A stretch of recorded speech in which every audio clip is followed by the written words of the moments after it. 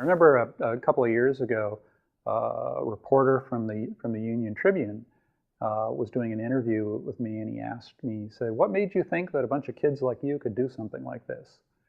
And I hadn't really thought about that, but I did think about it for him, and I said, "Well, I think it's because we didn't think about it. We just did it. We were an entrepreneurial bunch, and we just didn't think that we couldn't do it. We just assumed that we could." The distinction of the San Diego Comic Convention, certainly in the early days, and I think one of the reasons it is what it is today, the animal it is today, is because it brought together a lot of different types of fans. I was a science fiction fan.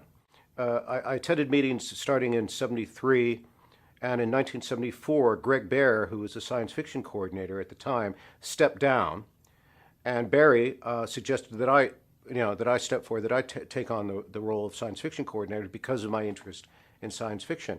And I was, 15 at the time? And to me, it was just, I get to call up Kurt Vonnegut and invite him to the convention. I get to call up Isaac Asimov. I get to call up Theodore Sturgeon. And to me, that was just, it was stepping on, it was up in the stars.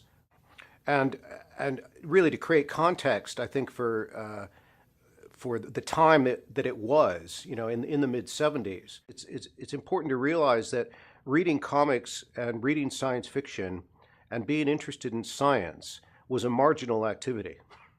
If you were a kid and that was what you were into, you would not only get beat up a lot, but girls wouldn't talk to you. And that is really, I will keep returning to this theme because that is so different than what it is today when there's like nerd chic and you've got TV shows of nerds and things like that. It was nothing like that to actually be a comics fan or a science fiction fan or a Tolkien fan. That was definitely marginal. And so because of the original committee, people like Ken Kruger and Shel Dorf kind of opened up a door and said, look, all you weirdos, all you misfits, you can come in here. Because San Diego is such a big military community, a lot of young people who had been raised in the military as brats or as veterans were coming back and setting up in San Diego, and that intellectual ferment was really intriguing. It was really interesting. There was something going on between San Diego, Los Angeles, and even all the way up to San Francisco that was pretty startling at the time period. And what was startling about it was nearly every single one of my friends would go off to become professionals in the areas of their choice. Illustrators, comic artists, cartoonists, professional writers, professional filmmakers, that sort of thing was not uncommon in our group. And it was just amazing watching it happen. And I think we all interacted with each other in such a way that we were very supportive, but we had great mentors. When we run into Forey Ackerman or Ray Bradbury, they are basically very accomplished, very grown-up kids themselves. Ray Bradbury taught us, do not give up on what you love. Love is what you must follow. You must follow and do what you love and ignore everyone who tells you otherwise. And so we did, quite naively. I would answer it this way. I think that people that were, say, the age of Richard Alf and Bob Sork, like 18, 19 years old, I think that generation was growing up loving comics and not giving them up as trash. They took them seriously. And in fact, Marvel Comics, and to some degree DC at that point, was aiming comics for a slightly older audience. So I think there was a general trend of pop culture being taken more seriously, not only in comics, but in music, in movies, and all kinds of things. Things that we thought of being as silly and juvenile and lowbrow were no longer thought that way by people that were entering college at that age. So in that sense, we were in the swing of the times, I think. We actually now look back as kind of the first girls club. That's our unofficial name. We were the first young women that were not coming with boyfriends. We were coming because we were honestly interested in this type of thing. And as I said, Shel was very welcoming. Ken Kruger was very welcoming. There was none of this, I'm sorry, we don't, no girls allowed. There was no girls allowed that was happening. And it was actually kind of fun because these guys were all really nice to us, and welcoming to us. And I mean, of course, there was the silly high school joking stuff and flirting stuff, but it was fun. It was fun. So, but what was nice, it was nice to be taken seriously, not that I'm just some girl. And this was, around the time of the women's movement and all of that.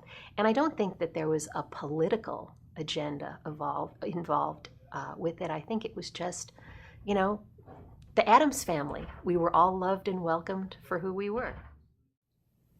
My friends had told him I was an artist, which I was by 17-year-old standards.